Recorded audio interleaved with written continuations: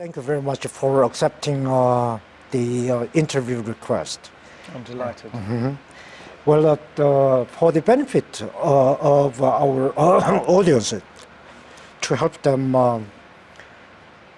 get to know you better, can you tell us a little bit about yourself and your academic interests? Right. So my background is as a geographer. I did a geography degree, and then I did a PhD, which was really in science and technology policy studies at the University of Sussex. And I started work on the nuclear industry, nuclear waste problems, and the political history of policy in different European countries.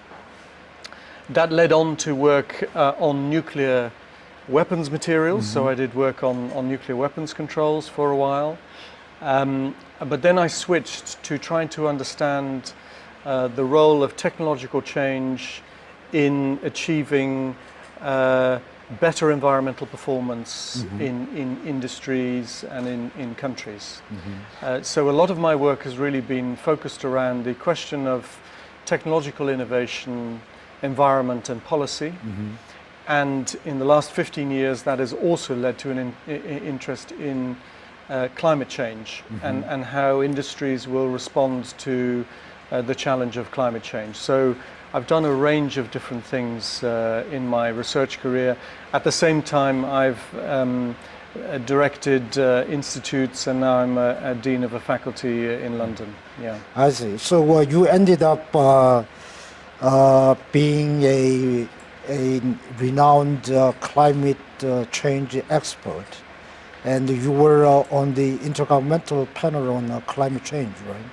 Yes. So I started doing work. I was interested in the impacts of climate change. So if it gets warmer or stormier or sea levels rise, what will be the impact on society? And drawing on my earlier work on firms and innovation, I was particularly interested in how companies may respond by innovating in response to these kinds of challenges. And that led to some research which was cited by people and was seen as original. And so I was invited twice to be a member of the Intergovernmental Panel on Climate Change. Firstly, the report in 2007, and then also in the fifth assessment report, which reported in 2013. Yeah. After 2 decades of climate talks, a legally binding climate accord was finally reached at COP21 in Paris last year. Yeah. And but some criticize that the Paris Climate Accord does too little, too late. How would you respond to such criticism? In your assessment, have we set our goals too low, or if what further actions, if any, can and should be taken to effectively fight climate change? Well, I think to understand Paris, you actually need to understand the whole history of international climate policy, which really emerged, I suppose, in the 1980s. Originally, people believed that because we were dealing with a global public good, a shared atmosphere to which everyone was contributing emissions, the only way of managing that shared public good and the resources associated with it would be by having a piece of international law with binding targets and some kind of legal instrument. So that was how we started, and we had the first of all, we had the Kyoto Protocol, we have a treaty, a United Nations Framework Convention, a treaty, and the idea was that states would negotiate an agreement about their rights to emit, initially only rich countries, and later you'd have other countries joining. Now, that is one way of trying to solve the problem of having legally binding commitments from countries. But that approach to the international management of climate really fell apart at the Copenhagen talks in 2009. And that was mainly because it became impossible to find an acceptable agreement where all states could agree to these legally binding emissions targets. And so for a long time, people had been searching for an alternative way. Rather than having a complete international treaty regime, a system whereby states and also businesses would start making pledges in a much more voluntary way, a much more muddling through kind of approach. And Paris is the culmination of that. It's the collapse of an old way of doing international climate policy and the emergence of a new form, which is really much more based on trying to capture the interests, but also the creative energy of individual countries, who then come together in a sort of marketplace and say, look, we'll do this. Well, if you do that, we'll do this. And so there's a kind of peer pressure. Right. It's a different political principle that Paris embodies. Now, you may say that if you do it in this way, you're never going to achieve the targets that the treaty regime was hoping to achieve. And that is true. The models tell us that we will overshoot and so on. But given that the old system was no longer viable, it couldn't achieve anything, this is the political reality we're left with. And in fact, it's very likely, I think, that we will overachieve on the Paris pledges and so on, and that actually the long-term result may be slightly better than people fear today. So I think it's just a different way of doing international climate policy. It's a very interesting new experiment. Let's see. I mean, I'm an optimist in these things. And certainly the big countries like the United States and China, who were not engaged in the earlier form of doing climate policy, are now deeply engaged. They're the drivers of the new system. And that is really a very good sign. So I'm very optimistic about Paris. I see. So this is a new way of approaching the issue of climate change, okay, based on the voluntary compliance. There are no legally binding targets. I see. There's no central budget that people are working to. You're simply trying to look at individual countries, Korea, the European Union, individual countries. And perhaps one of the demonstrations of the political success of this agreement anyway is the number of countries that have been willing to make these kinds of pledges and commitments. Now we'll see, of course, whether they actually achieve what they commit to, but nevertheless the first stage is very promising. But still the Paris Agreement has a certain goal, especially capping the goal of capping the global warming at 2 degrees Celsius or below or less over the pre-industrial level, right? That's right. So and one of the problems with Paris, of course, is that it says, on the one hand, we have this objective, a global objective of no more than 2 degrees above the industrial temperature, pre-industrial temperature, and preferably no more than 1.5 degrees. But all the modeling work, and this is very well done work, demonstrates that if we just add up the pledges that have come forward from all the countries, we will not achieve 2 degrees, certainly not 1.5 degrees. It's much more likely that we'll get warming at a level of 3 or maybe even more degrees centigrade. So while you might argue that Paris is a political success because it now involves everyone and everyone is involved in trying to think about their own emissions pathway as countries, in fact the global objective which the Paris Agreement also states is probably unachievable. I see. Okay, so you believe that you can overachieve on the basis of the modeling. You can achieve much better than the stated objective. But still, just suppose that we fail to achieve the goal of capping the global warming at 2 degrees Celsius above the pre-industrial level. How likely is it that we adapt to environmental change? Yes.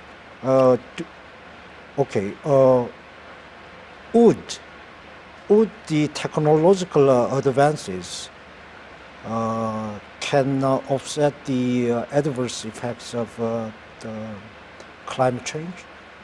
So first on the question about whether it is possible that we may overachieve on the pledges that were given in Paris. So first of all, I think objectively, we need to look at the really large emitters, China, for instance. China has said that it wants to go for a peak in its carbon emissions in 2030. And there are several people now who've done modeling who argue that actually China will achieve its peak rather earlier. So that's one piece of evidence. I think the other idea which you may use is to say that when countries go into an international agreement and make a pledge about the future, it's much more likely that they'll be conservative in the way they do the pledge.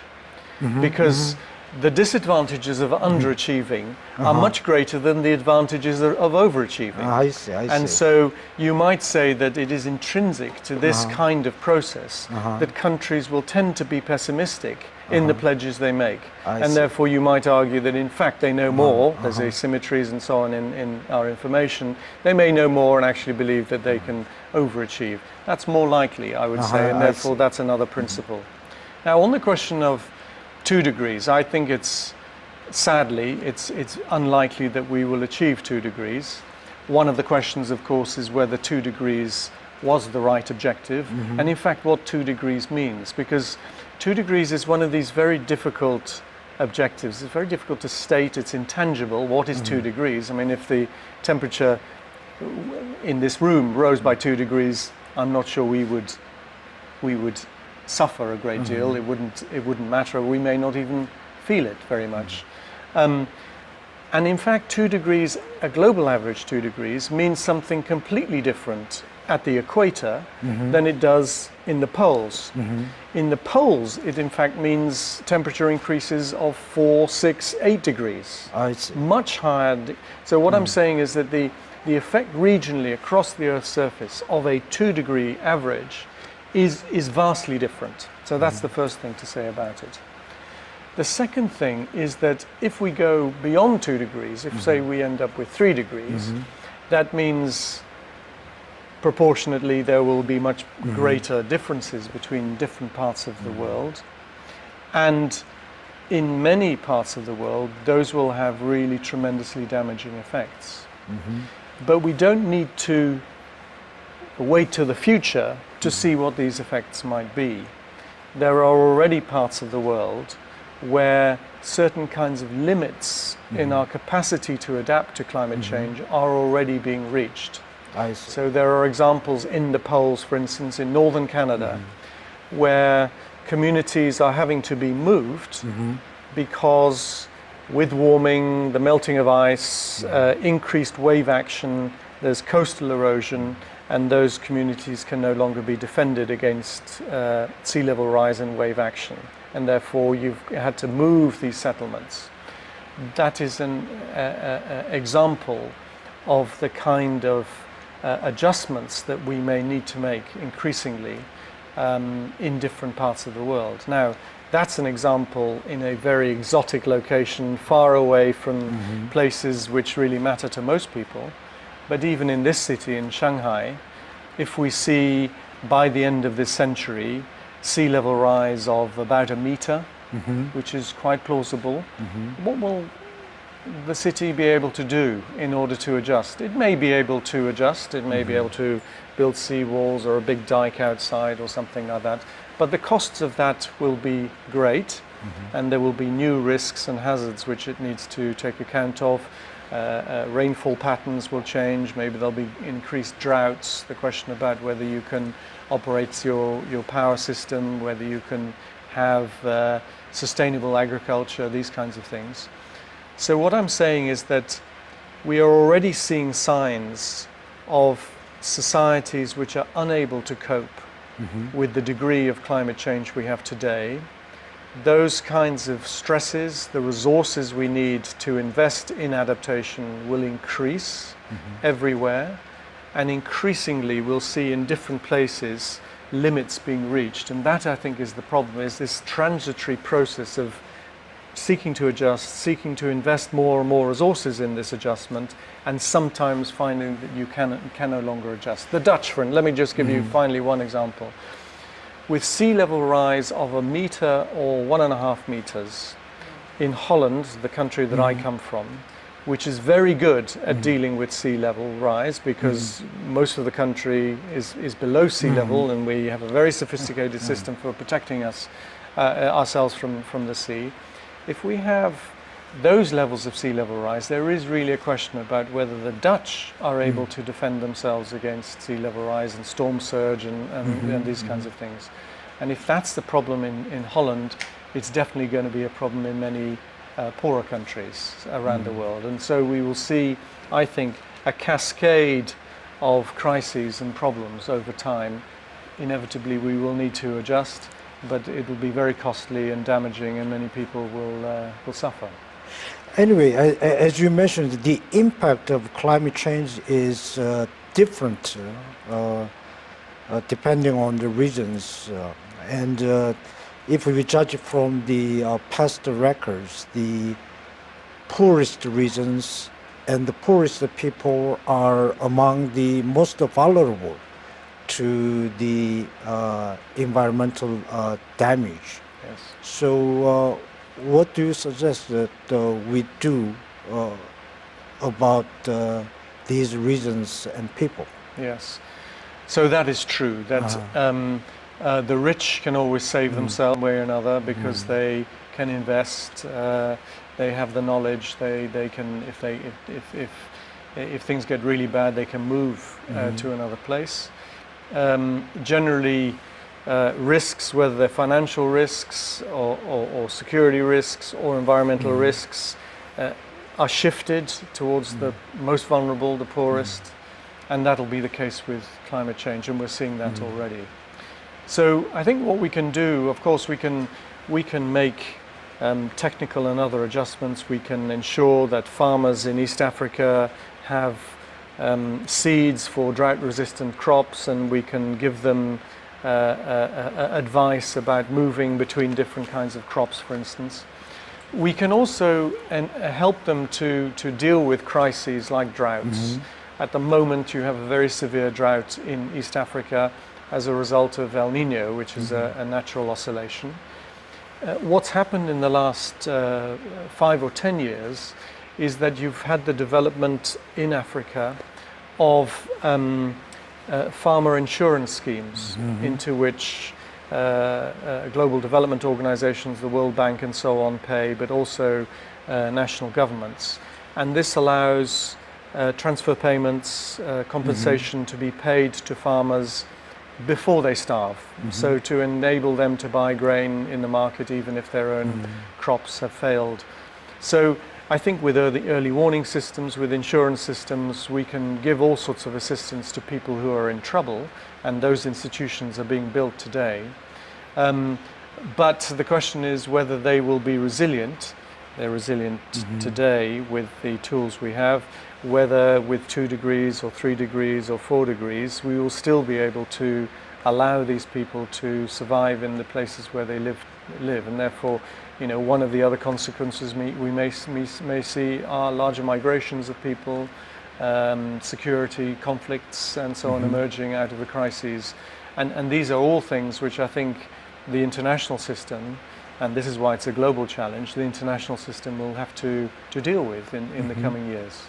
Yeah, besides, in the case of the poor developing countries, the money they spend on environmental protection can be used for other policy purposes. Yes. So there is always a concern about a possible trade-off between environmental sustainability and economic growth. Do you think that this trade-off is real and inevitable? Or what should the international community to do for these the poor developing countries? So it's clear that in poorer developing countries, the most important thing is to become richer. To be, yeah, that's the most, That's and right. poverty reduction, that is evidently the greatest priority. But you can't grow your economy if your people are starving because there's drought. So in any case, even in poorer countries, they're dealing with these kinds of environmental challenges, and with climate change, those challenges will only deepen.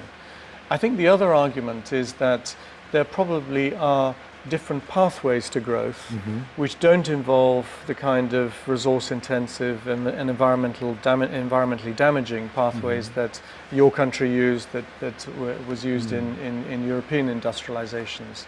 And I think there's still very much, and I know in Korea you've invested heavily in this idea of green growth. The idea of green growth pathways, I think, is an important one also to investigate for latecomer countries.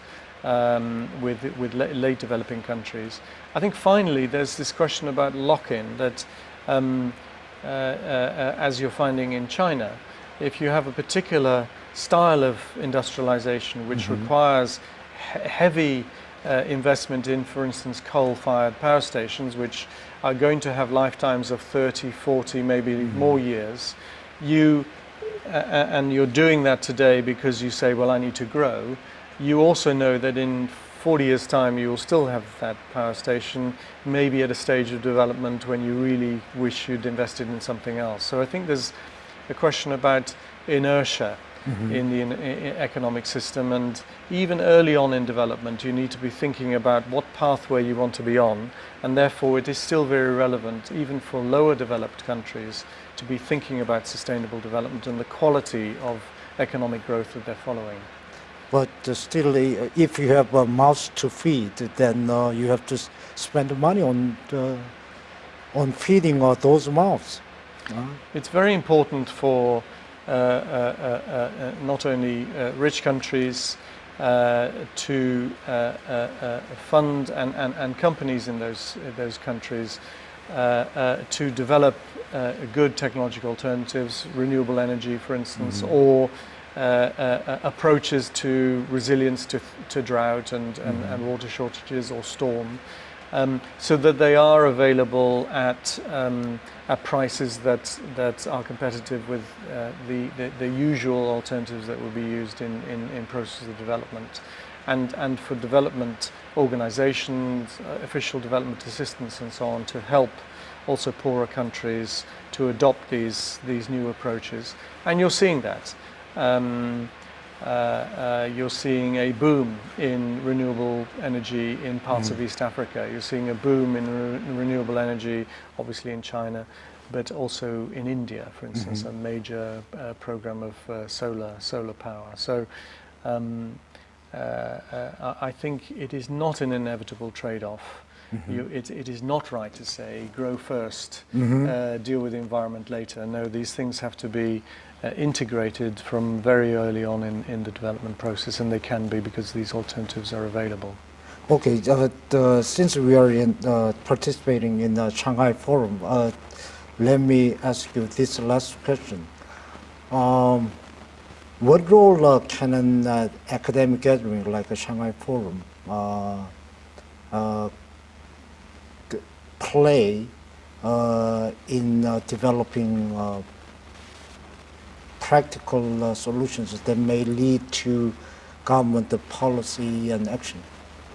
Well, I think these are global issues that are being dealt with perhaps in different ways in different parts of the world, and so a gathering like this, which is an international gathering, allows people from different parts of the world to compare stories, to compare techniques and so on. So there's a flow of knowledge which I think is fundamental.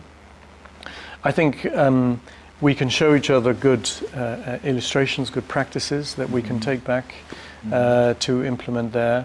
And in any case, I think by drawing attention to these issues as being fundamental and important at the global level, we may also be able to bring pressure on our political leaders to take them seriously and to take action and to make the kinds of resource allocations that are needed to get these things done. So I think there are all sorts of ways the Shanghai Forum can have a positive influence. Okay, thank you very much. Thank you very much for being gracious of your time and Thank you very much. expertise. Nice to talk to you.